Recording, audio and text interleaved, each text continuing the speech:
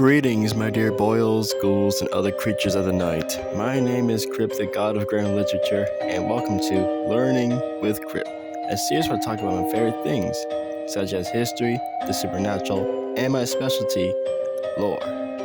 In the previous episode, I explained what happens after death and the 9 spheres of the heavenly host, but today, I'm going to cover the 9 layers of the purgatorial host, in great detail, of course.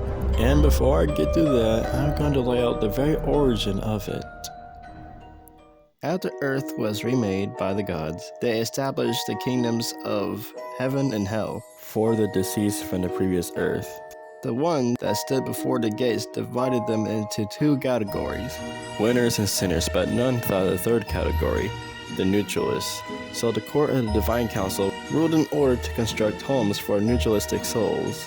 Then they also dumped the remaining Nephilim and Nephilim there, and thus the purgatories were made. Now after that little history lesson, let's get into the layers of purgatory, starting with the first layer.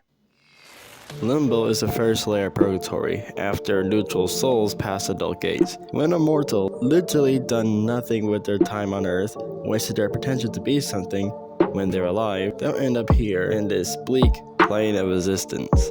It's also said that the souls there will be forgotten from the earthly host as well. And the ruler of this layer is Lelio, the angel of the night. Climbing a little higher, we're in Kolob. I'm going to make this one quick.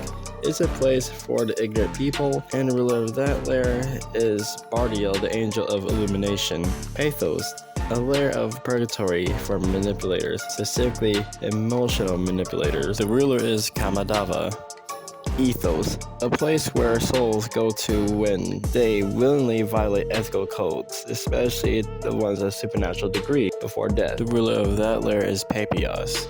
Logos, this layer of purgatory is an afterlife for chaotic magic users, specifically users that utilize dark magic for good and light magic for evil. These users shall suffer every illnesses known to man in this realm. The ruler of this layer is Algeri, the Nephilim of poems. Alright, now the lightning round is over. Let's get into the center of purgatory, known as purgatorial. Every layer is connected to this one, acting as a hub. Dead souls are forbidden to enter, for it's a domain reserved for the remaining Nephilim, and half of that section is dedicated to the Nephilim. Moving along the terrace, we're in the Grey Woods, aka the Sea of Dead Trees, but better known as the Forest of Suicides. This layer is very controversial amongst mortals and ethereals alike. A soul can end up here if they, deleted themselves from the mortal plane to evade punishment.